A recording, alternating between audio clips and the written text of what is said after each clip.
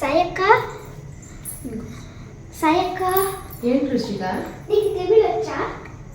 రాదు.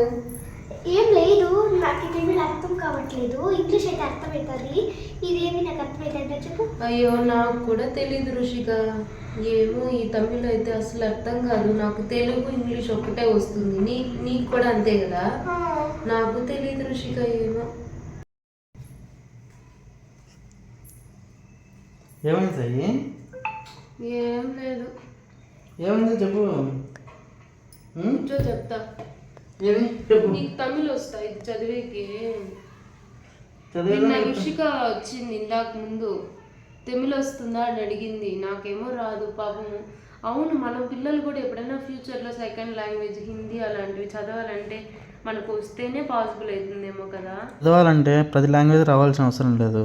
మరి మనం చదవాలనుకుంటే గూగుల్ వాళ్ళు ఒక ట్రాన్స్లేట్ అనే అప్లికేషన్ క్రియేట్ చేశారు.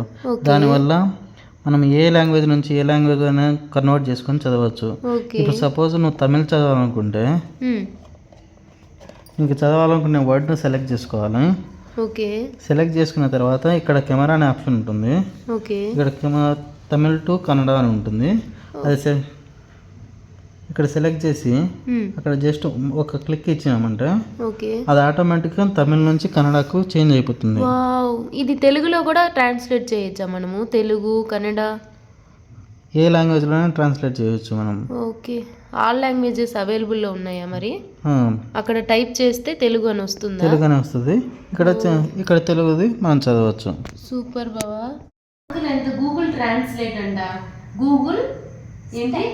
గూగుల్ ట్రాన్స్లేట్ అనే యాప్లో మనం తమిళ్ నుంచి తెలుగుకి కానీ ఇంగ్లీష్ నుంచి Telugu what ever it is నీకు ఏ లాంగ్వేజ్ కావాలంటే ఆ లాంగ్వేజ్లో మనం జస్ట్ ఫోటో తీసి మనకి ఇష్టమైన లాంగ్వేజ్ని సెలెక్ట్ చేసుకుంటే మనం ఈజీగా ఈ వర్డ్స్ నుంచి చదివేయచ్చంట. వెంటనే వెళ్ళి మీ మమ్మీ దగ్గరికి వెళ్ళి ఫోన్ తీసుకొని గూగుల్ ట్రాన్స్లేట్లోకి వెళ్ళి నీకు ఇష్టమైన రాని కష్టమైన సబ్జెక్ట్ని కూడా నువ్వు ఈజీగా చదివేయచ్చు అనమాట. ఓకేనా? చూస్తారు కదా, ఇంకెందుకు ఆలస్యం, మీ ఫోన్లోకి కూడా వెళ్ళి గూగుల్ ట్రాన్స్లేట్ యాప్ని ఇన్స్టాల్ చేసి మీకు తెలియని లాంగ్వేజ్ని మీకు ఇష్టమైన లాంగ్వేజ్లో తెలుసుకోండి. Thank you, bye. మరిన్ని వీడియోస్ కోసం మన ఛానల్ని సబ్స్క్రైబ్ చేసుకోండి. మన ఛానల్ పేరేంటి? తేజుతో సరదాగా.